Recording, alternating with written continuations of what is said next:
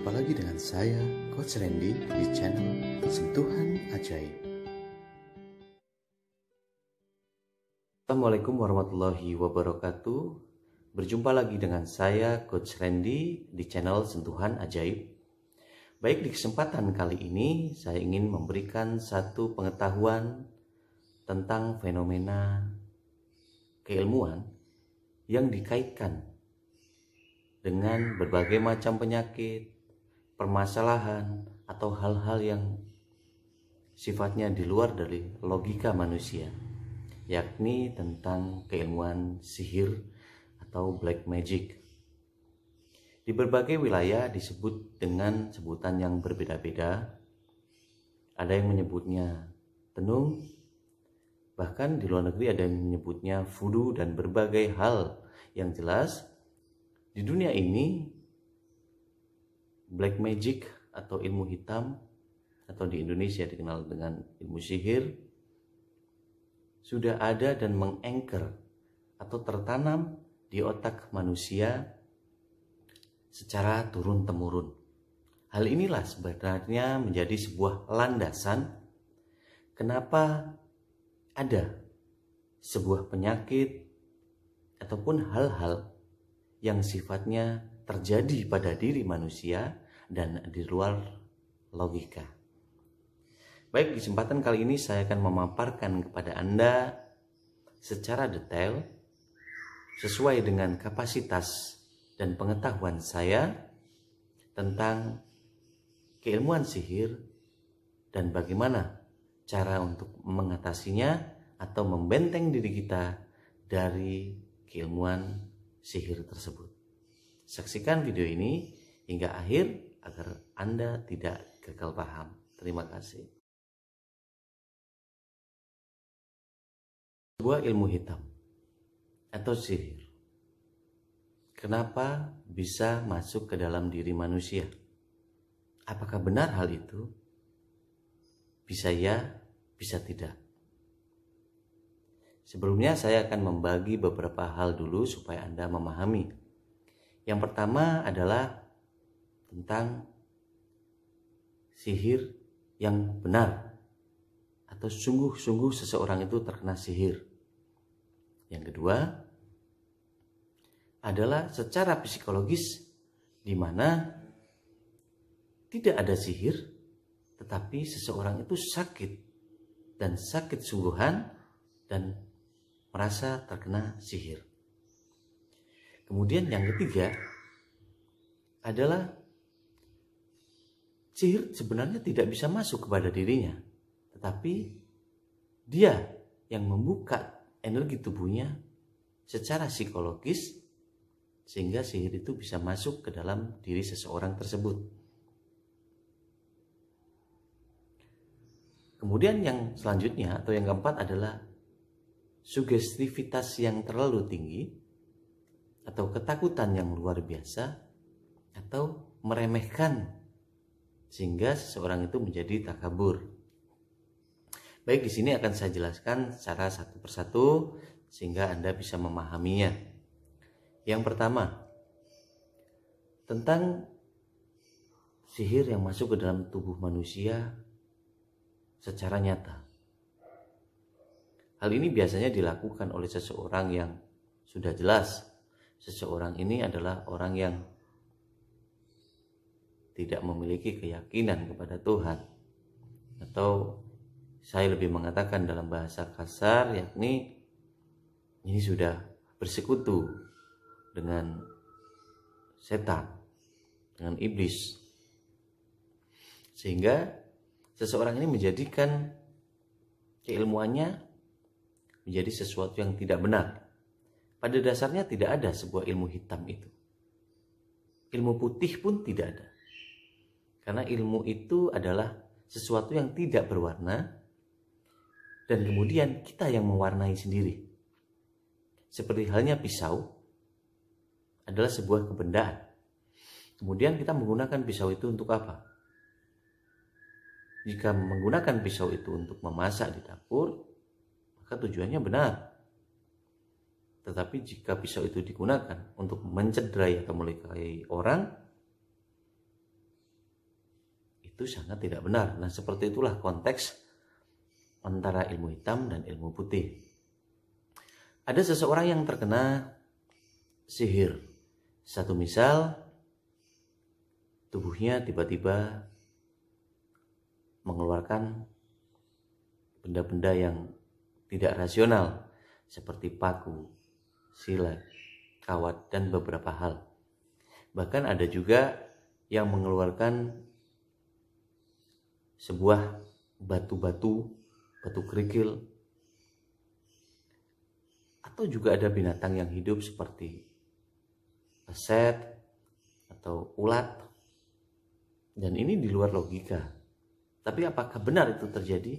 Ya, karena dalam pembahasan yang pertama saya membahas tentang sebuah sihir yang nyata.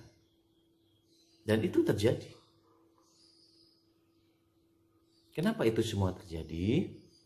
Karena yang pertama, kita sebagai umat beragama terkadang kita meremehkan sebuah tuntunan atau pedoman di mana setiap saat kita harus senantiasa berdoa. Apapun yang kita lakukan.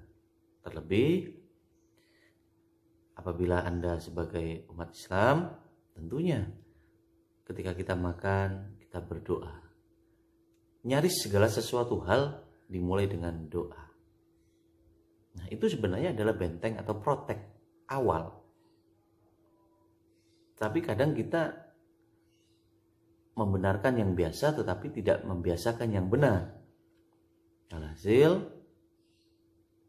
ketika sihir itu dibuat dan sihir itu bisa masuk. Tetapi dalam konteks introspeksi diri, tidak adalah teori akibat tanpa adanya sebab.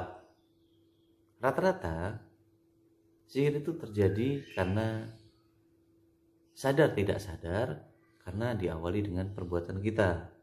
Mungkin kita menyakiti hati orang, atau kita tidak baik, perilaku kita kurang baik kepada orang-orang di sekitar kita, rekan kerja kita, dan yang lainnya. Dan itu bisa terjadi. Kenapa? Karena akhirnya memunculkan sebuah dendam. Nah, dendam itulah yang membuat seseorang berbuat hal-hal yang tidak benar kepada diri kita. Rata-rata yang terjadi seperti itu. Karena persentase seseorang itu tidak menyukai kita karena apa yang kita miliki itu lebih kecil. Rata-rata kenapa ilmu sihir itu bisa masuk ke dalam tubuh kita atau dibuat untuk kita, itu semua terjadi umumnya karena dasar perilaku kita, cara kita berbicara juga kepada orang lain, sehingga membuat orang lain sakit hati atau dendam. Nah, dalam konteks dendam, seseorang akan menghalalkan segala cara. Apalagi uniknya di era modern ini, yang harusnya sudah dengan pemahaman modern dan teknologi, seakan-akan sudah tidak ada keilmuan seperti itu. Justru keilmuan ini semakin tebal menurut saya pribadi, karena saya juga cukup banyak melakukan terapi kepada pasien-pasien yang terkena ilmu sihir. Nah, mungkin ini semua digunakan untuk menghindari sebuah konsekuensi pidana. Ketika seseorang memukul, maka ada konsekuensinya di sana secara hukum. Dan cara seperti ini biasanya digunakan untuk menghindari hukum. Karena susah untuk dibuktikan, tapi nyata adanya. Kemudian ada juga yang kedua, yakni seseorang ini tidak terkena sihir, tetapi pikiran atau alam bawah sadarnya menganggap penyakitnya adalah terkena sihir. Biasanya ini adalah bisikan-bisikan nafsu. Mungkin dia sehabis makan sesuatu dari temannya, dari tetangganya, atau dia sehabis dari tempat yang dikenal dengan tempat yang mungkin mistis, atau dia sehabis bertemu dengan seseorang yang secara umum bahasanya atau katanya memiliki sebuah keilmuan hitam, kemudian dia jatuh sakit. Nah, sebenarnya yang terjadi ini, seseorang ini tidak terkena apapun, tapi tubuhnya merespon, menugaskan tubuhnya sendiri, menugaskan untuk dirinya sakit, sehingga dia sakit. Dia merasa sakit sebenarnya. Makanya ketika ke dokter menyatakan mungkin Anda kelelahan atau Anda tidak sakit. Akhirnya dokter memberikan vitamin, tapi tubuhnya merasa sangat sakit. Bahkan tiap-tiap jam tertentu seseorang ini merasa sakit. Akhirnya dia datang ke paranormal, dan kebetulan yang didatangi adalah paranormal yang katakanlah abal-abal di sini. Akhirnya mengatakan, oh ya, Anda terkena sesuatu hal, ini bla bla bla bla. Biasanya nanti dikaitkan dengan orang dekat, tetangga, dan sebenarnya, dan ini memunculkan spekulasi justru akan menjadikan sesuatu yang tidak baik atau dosa besar, karena memunculkan fitnah di sini. Karena itu, jikalau memang Anda merasa terkena seperti itu, saya sarankan justru Anda melakukan cara, yakni ruqyah mandiri. Jika Anda seorang muslim, Anda baca ayat-ayat, Anda bisa melakukan bacaan wirid atau apa yang Anda tunjukkan kepada diri Anda sendiri untuk sebagai protek. Karena dalam hal yang kedua ini, jadi seseorang ini tidak terkena apa-apa, tapi sugestinya dia terkena sesuatu, sehingga obat apapun tidak bisa menyembuhkan dia, tidak bisa mengobati dia. Kenapa? Bukan salah terhadap obatnya, tetapi alam bawah sadarnya menolak dan mempercayai bahwa itu adalah sihir dan harus disembuhkan dengan secara gaib atau energi. Saya juga sering menemui klien yang seperti itu. Saya lihat ternyata tidak ada energi apa-apa. Nah, kemudian biasanya yang saya lakukan itu adalah melalui teknik EFT atau Emotional Freedom Technique, di mana secara bahasa verbal dan non-verbal saya lakukan stimulus kepada alam bawah sadarnya atau otak, sehingga merespon bahwa tubuhnya ini tidak terkena apa-apa. Dan kemudian saya masuki sugestivitasnya untuk menghapus adanya pemahaman-pemahaman seperti itu. Dan alhasil seseorang ini sembuh. Memang karena dasarnya memang seseorang ini tidak sakit, tapi dia membuat dirinya sakit sendiri. Maka ketika saya melakukan terapi, hari itu juga seseorang ini sembuh. Dan uniknya, setelah itu pasti seseorang ini bertanya, mohon maaf Master, mohon maaf Coach, atau mohon maaf Kak Randy, siapa kira-kira yang menyihir saya? Dia masih mengatakan seperti itu. Alhasil saya biasanya mengatakan seperti ini. Kalau Anda ingin sembuh, Anda jangan bertanya seperti itu. Cukup Anda mengikhlaskan diri Anda dan Anda introspeksi diri. Kalau tidak Anda lebih baik dari sebelumnya, nanti ini bisa terjadi lagi. Saya biasanya mengatakan seperti itu. Kemudian yang berikutnya, seseorang ini tubuhnya terprotek dalam hal dia orang yang baik.